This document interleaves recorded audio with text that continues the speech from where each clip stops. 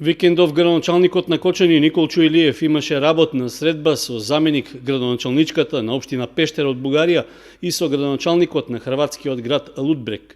Повод за нивниот престој кај нас беше реализирањето на проектот 2,5 минути до полнок, иновативен едукативен пристап кон темите за климатски промени во основните училишта, што е финансирано од страна на Erasmus Plus програмата, а во кој партнери се градовите од трите држави.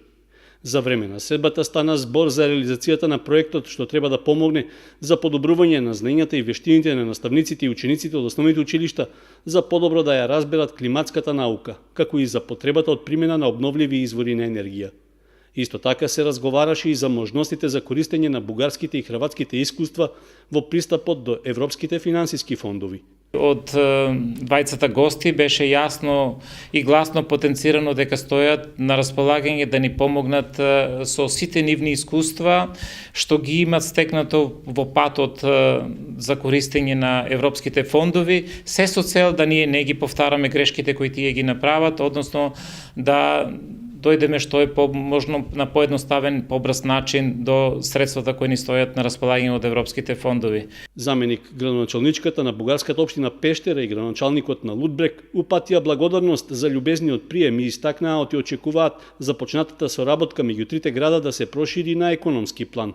Участието ни в международен проект от трите общини, които сме тук в момента, под домакинството на община Кочани в Македония.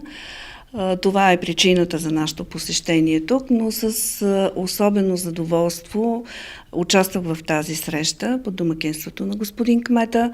Благодаря за вниманието. Не сме очаквали такова гостоприемство. Споделихме някои мисли за историята, за проблемите, които стоят пред общините, за това какво сме натрупали като опит до сегашните години членство в Европейския съюз. Došli smo do zaključaka da bi ova suradnja na projektu zapravo mogla izrasti i u gospodarsku suradnju, jer evo, iako smo mi grad koji je u Republici Hrvatskoj poznat kao grad koji je izvukao najviše europskih novaca po glavi stanovnika, grad koji je centar svijeta i grad koji je središte proizvodnje cvijeća u Hrvatskoj.